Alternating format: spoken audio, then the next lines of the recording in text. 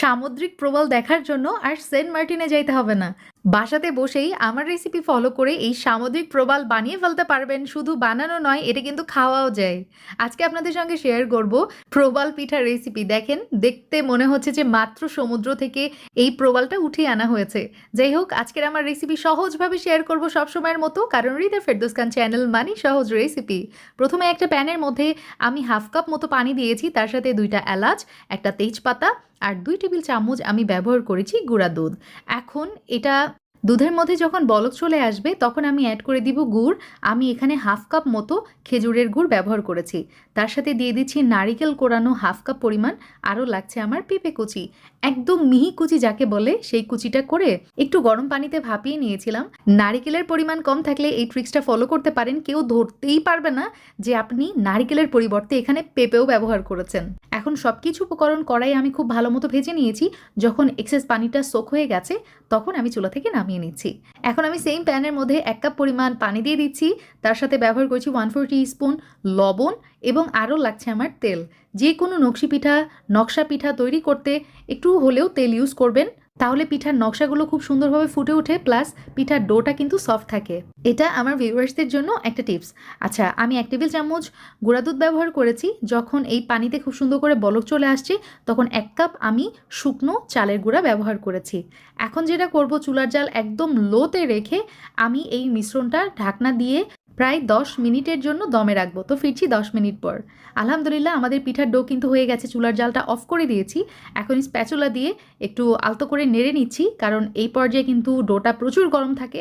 যখন একটু হাত সহ্য করা ঠান্ডা হয়ে যাবে তখন আমি হাত দিয়ে এভাবে মথে নিয়েছি। পারফেক্ট হয়ে গেছে। এখন আমি মূল রেসিপিতে চলে যাচ্ছি। এই যে দেখেন, এই ডো থেকে আমি সামান্য একটু পিঠার জন্য কেটে নিয়েছি। এখন হাত দিয়ে একটু গোল শেপ করে নিব, তারপরে এভাবে চেপে চেপে একটা বাটির মতো শেপ দিয়ে নিব। একদমই সহজ এই পিঠাটা বানানো, কোনো বেলাবেলির ঝামেলা নেই, কিছু না। যাই হোক, এখন এই বাটির মধ্যে এই যে আমি নারিকেল আর পেঁপের ওই পুরটা দিয়ে খুব সুন্দর করে বল আকারে শেপ করে নিয়েছি। এভাবেই আমি কিন্তু সবগুলো করে নিব। আর পিঠাগুলোর শেপ আমি যেটা করেছি একটু বড় বড় রেখেছি, তবে আপনারা যেটা করবেন আপনাদের পছন্দ মতো মন মতো এই পিঠার শেপ বা বড় ছোট আপনারা কিন্তু করে ফেলতে পারেন। আমার প্রায় 80% কাজ কমপ্লিট। এখন একটা পিঠার বল নিয়ে আমি যেটা করেছি, সয়াবিন তেল ওপরে একটু মেখে দিয়েছি যাতে করে আমার ডিজাইনটা উঠাই নিতে সুবিধা হয়। এখন একটা এই যে শন দিয়ে এভাবে জাস্ট ডিজাইন করে ফেলতে হবে। এই ডিজাইনটা কিন্তু অনেক ইজি, একবার দেখলেই পেরে যাবেন। আর দেখেন আমি কত স্লো দেখাচ্ছি যে এটা কিভাবে করতে হয়। শন নিয়ে শুধু পিঞ্চ করতে হবে, দ্যাটস ইট। এইভাবেই আমি সবগুলো পিঠা বানিয়ে নিয়েছি। আর দেখেন, এক একটা পিঠা যখন তৈরি হয়ে যাচ্ছে দেখতে কতটা সুন্দর লাগছে, মনে হচ্ছে একদম সামুদ্রিক প্রবালের মতো। তবে হ্যাঁ, এরকম দেখতে আরেকটা জিনিস আছে, আমি নাম বলবো না। আপনারা যদি জানেন তাহলে কমেন্ট করে আমাকে অবশ্যই জানাবেন। আচ্ছা, শুধু একটা ক্লু দিব, সেটা হচ্ছে কুরবানিদের সাথে এই জিনিসটার সম্পর্ক আছে। ওয়েল, আর কিছু বলবো না। যাই হোক, এখন এই প্যানের মধ্যে আমি যেটা করেছি, আমার পিঠাগুলো সুন্দর মতো সাজাই নিছি। এখন এখানে দিয়ে দিচ্ছি হচ্ছে 1/3 কাপ পানি। চুলার জালটা অন করে দিলাম। আর পানিতে যখন বলক চলে আসছে তখন আমি যেটা করব, এটা কাভার করে দিব। ঢাকনা দিয়ে ওয়েট করব হচ্ছে 15 মিনিট। এটা সুন্দরভাবে স্টিম হয়ে যাবে। এক্সট্রা করে কিন্তু স্টিম করার দরকার নাই। এভাবে প্যানের মধ্যে আপনারা চাইলে এই পিঠাটা স্টিম করে ফেলতে পারেন।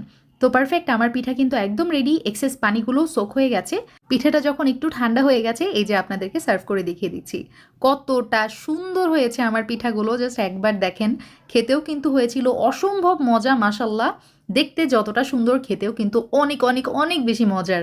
একদমই নরম তুলতুলে সফট। যাই হোক, বাসায় ট্রাই করলে আমাকে অবশ্যই জানাতে ভুলবেন না টেস্ট কেমন লেগেছে। আল্লাহ হাফেজ, আসসালামু আলাইকুম।